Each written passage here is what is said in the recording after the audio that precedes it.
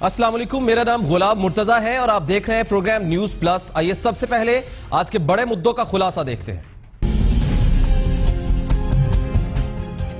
Panama leaks ने वजीर आजम को बोलने पर तो मजबूर किया, मगर जुडिशल कमीशन का मामला गंभीर शक्ल इख्तियार करता दिखाई दे रहा है। जुडिशल कमीशन का सरबराह कौन होगा, कौन हो सकता है, ये किस दायराकार में काम करेगा, सबूत किसे देना होंगे और क्या ये कमीशन रिजल्ट्स दे सकेगा। आने वाले दिनों की सियासत में ठहराव कम मगर टकराव ज्यादा बढ़ता दिखाई दे रहा है। ऑपोजिशन जमातों ने कमर कस ली, जुडिशल कमीशन भी मामले को सुलझाता नजर नहीं आता। पहला ट्रेलर पंजाब असेंबली में ऑपोजिशन के एहतजाज की शक्ल में दिखाई दे रहा है। सरफराज मर्चेंट के फराहम करदा सबूत, एमकेएम के अरकान की कमाल पार्टी में धड़ाधड़ शमूलियत और कल होने वाले जिमनी इलेक्शन के रिजल्ट्स। आने वाले दिनों में कराची का सियासी मौसम नया रुख लेता दिखाई दे रहा है। गुज़श्ता रोज वजीर आजम मियां मोहम्मद नवाज शरीफ ने कौम से खिताब किया और पनामा लीक्स से मुतालिक जो इंकशाफात हुए उनके जवाब दिए और इसकी तहकीकात के लिए एक जुडिशल कमीशन बनाने का ऐलान किया, जिसको फौरन ऑपोजिशन जमातों ने रद्द कर दिया। आज वजारत कानून का इजलास हुआ और अपनी तजावीज वजीर आजम सेक्रेटेरिएट को उन्होंने भिजवा दी हैं और हतमी फैसला वजीर आजम मियां मोहम्मद नवाज शरीफ ने करना है। पनामा लीक्स पर तहकीकात कैसे हों, कवायद और जवाबित क्या होंगे, वजारत कानून ने सर जोड़े हैं और इजलास में वजीर कानून जाहिद हामिद और कानूनी माहिरीन शरीक हुए हैं। इस जुडिशल कमीशन की फॉर्मेशन पर बढ़ती हुई बहस ने एक नया मामला और एक नई जहत ला खड़ी की है। सवाल ये उठ रहे हैं कि इस कमीशन का सरबराह कौन होगा। क्या सिर्फ रिटायर्ड जज जैसा कि मियां मोहम्मद नवाज शरीफ ने फरमाया वही ठीक होगा, या कि हाजिर सर्विस जज का होना बहुत जरूरी है, और दोनों सूरतों में क्या सूरत हाल बनेगी और इस पर कानूनी रस्ते क्या है, इसके जो मेंबर्स होंगे, इसके साथ जुडिशल कमीशन में जो लोग मुआवनत करेंगे वो कौन कौन होंगे और कौन कौन हो सकते हैं। सवाल यह भी उठता है कि क्या तमाम ऑपोजिशन जमातों का इस पर इत्तेफाक हो सकेगा या हो जाएगा। इलेक्शन कमीशन ने इस पर इजलास बुलाने का फैसला किया है और एफआईए भी एक्टिव हो गई है। इस कमीशन के बनने, इस कमीशन का स्ट्रक्चर और इस कमीशन का काम और रिजल्ट्स ये इंतहाई अहमियत के हामिल होंगे, लेकिन उससे पहले यह सवाल उठता है कि ये कितने अहम हैं और किस नौइयत के होंगे। ये आज की तारीख का सबसे बड़ा सवाल उठ रहा है। ये भी सियासी हलकों में मौजूए बहस बना हुआ है कि वजीर आजम का फैसला जो होगा वो उजलत का फैसला है और जल्दबाजी में फैसला किया गया है, और इसी बुनियाद पर कल जो वजीर आजम मियां मोहम्मद नवाज शरीफ ने खिताब किया है वो उजलत में किया है और वो हौसला अफजा नहीं है। ये मुख्तलिफ हलकों में जेर बहस है बात। इन सब बातों से कतई नजर एक सबसे बड़ा सवाल यह भी गर्दिश कर रहा है कि ये जो जुडिशल कमीशन आया है इनमें 250 पाकिस्तानी शख्सियात की इन्वेस्टिगेशन करेगा तो सबूत किसे पेश करना होंगे। इससे पहले ये उबाम था कि क्या ये जुडिशल कमीशन सिर्फ वजीर आजम मियां मोहम्मद नवाज शरीफ या शरीफ फैमिली की इन्वेस्टिगेशन करेगा, लेकिन अब इस बारे में ये कंफर्म हो चुका है कि ये जो 250 के करीब जो लोगों का नाम आ रहा है वो तमाम की इन्वेस्टिगेशन होगी। लेकिन पनामा लीक्स को या किसी और को किसे पेश करना होंगे, कौन ये सबूत पेश करेगा। उल्टा आज जो दानियाल अजीज और परवेज रशीद साहब ने जो प्रेस कॉन्फ्रेंस की है उन्होंने ये कहा है कि शौकत खानम अस्पताल के पैसों से गैर मुल्की कंपनियों में सरमायाकारी की गई है और इमरान खान सरमायाकारी का बैनुल-अक़वामी इदारा चलाते हैं। शौकत खानम मेमोरियल को $18 मिलियन का नुकसान हुआ है। वो ये भी कहते हैं कि अब बताया जाए कि चंदे का पैसा डबोने वालों ने पाकिस्तान में सरमायाकारी क्यों नहीं की है। इसके बाद मामला किसी और तरफ जाता दिखाई दे रहा है। सिर्फ यही नहीं, अब सबसे बड़ा सवाल और सबसे ज्यादा देखने और समझने की जो बात है, जो जेर बहस है, वो ये है कि आया जुडिशल कमीशन क्या सब बात करने वालों को बुलाएगा या जो भी इस पर बात करना चाहता है सिर्फ वही जुडिशल कमीशन के सामने पेश होगा और वो अपने मामलात उनके आगे रखेगा और उसकी इन्वेस्टिगेशन होगी। ये वो सवालात हैं जिनका जवाब जानना जरूरी है। सिर्फ यही नहीं बल्कि पनामा लीक्स के इशू के बाद वजीर आजम मियां मोहम्मद नवाज शरीफ ने जिस कमीशन का ऐलान किया है उसमें फ्लॉज क्या नजर आ रहे हैं, वो कौन से उबाम हैं जिनका जवाब आना भी बहुत जरूरी है। खास तौर पर जो इस कमीशन के सरबराह होंगे उसके लिए राय क्या देते हैं माहिर कानून, और इस पर रिटायर्ड जज हों या हाजिर सर्विस जज हों, और कौन कौन किस इदारे से रुकन इस कमीशन में शामिल हो सकता है या जिसे होना चाहिए, क्या वो भी रिटायर्ड या हाजिर सर्विस होने चाहिए। इसके लिए हम बात करेंगे। हमारे साथ मौजूद है माहिर कानून सलमान अख्तर साहब और साथ में हमें इस बारे में तज्जिया भी देंगे और वहां से ان کی قانونی رائے بھی لیں گے. خالد رانجھا صاحب مشہور اور معروف قانوندان ہمارے ساتھ موجود ہے.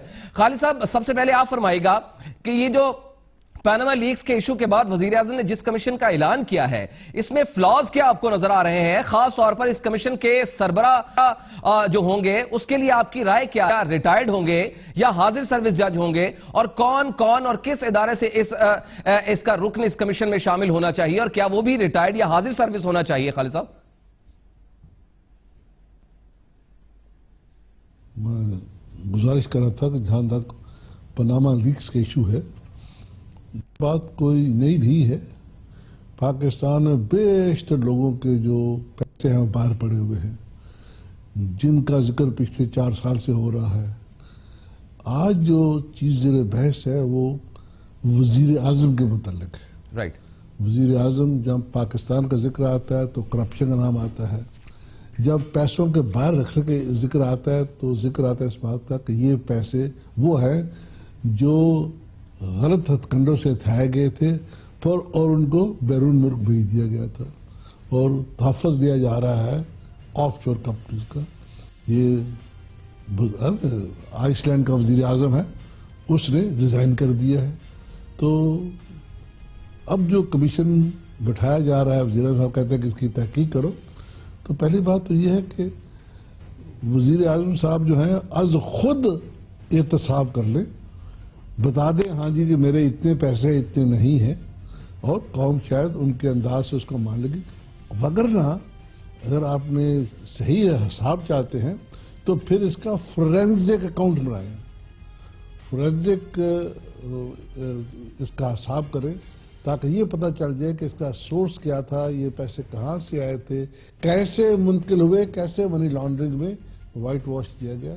تو جب تک یہ نہیں ہوتا اس وقت تک کمیشن کا بننا نہ بننا اس کا فائدہ نہیں ہے. بہرحال جو ایکٹ ہے 1956 کا, اس کے تابع فیڈرل گورنمنٹ کو اختیار ہے کمیشن بنانے کا.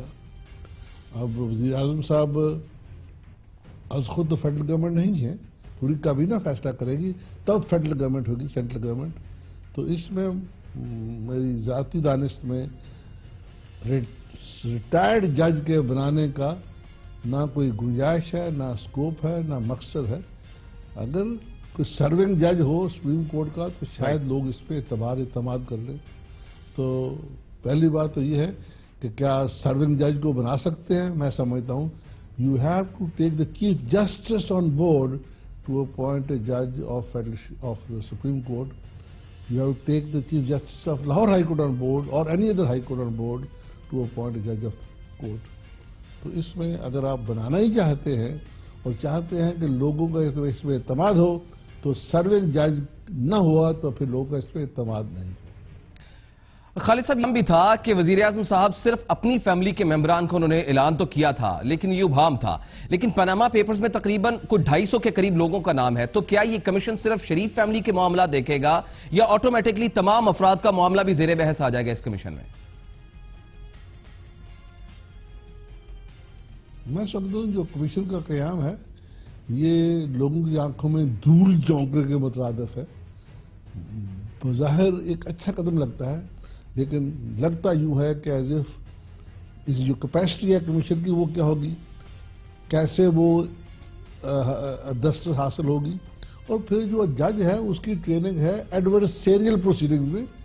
تو یہ تو انکوزیٹوریل کام ہے, انہیں کیسے ایکسیس ہوگی, کیسے اس کو مرتب کریں گے. میں سمجھتا ہوں کہ it might be of no use. اور اگر اس وقت آپ کا ایشو جو ہے یہ نیشنل کرپشن کا ہے, آپ دہشت گردی کو بھی کرپشن سے ریلیٹ کر رہے ہیں, آپ منی لانڈرنگ کو بھی کہتے ہیں دہشت گردی ہے, تو پھر آپ کو اس ایشو کو تمام کو آپ کو ٹیکل کرنا پڑے گا. اور اس کے لیے جب تک آپ فورینزک اکاؤنٹنگ نہیں کریں گے اس وقت یہ مسئلہ حل نہیں ہوگا. رائٹ، خالد رانجھا صاحب باہر قانون اب ہمارے ساتھ، بہت بہت شکریہ ان تفصیلات سے آگاہ کرنے کے لیے. نہ صرف تفصیلات اور جو تجزیہ دیا اور جو ہمیں قانونی رائے دی وہ بڑی اہم ہے. ناظرین، اس کے بعد آپ کو کچھ جہتیں اور کچھ شکلیں سامنے آنا شروع ہو چکی ہوں گی کہ جو آنے والا اور جو بننے والا جوڈیشل کمیشن ہے، اس جوڈیشل کمیشن کے فوائد کیا ہوں گے اور اس کی ریسٹرکشنز کیا ہے، اس کی باؤنڈریز کیا ہے اور اس کے اوپر جو اٹھنے والے سوالات ہیں اور جو قدغن ہیں ان کا کیا جوابات ملے گا. ایک بریک لیتے ہیں اور بریک کے بعد جو پاناما لیکس کے انکشافات کے بعد جو پاکستانی سیاست پر اثر انداز ہو رہے ہیں اور جو پاکستانی سیاست کا رنگ دکھائی دے رہا ہے وہ بہت انتہائی بھیانک دکھائی دے رہا ہے، کیونکہ اب جو ٹھہراؤ کی صورتحال بنی ہوئی تھی اب وہ ٹکراؤ کی صورت اختیار کرتی دکھائی دے رہی ہے. معاملہ کیا ہے، اس کی کچھ جہتیں اور اس کی شکلیں آپ کو دکھائیں گے ایک بریک کے بعد.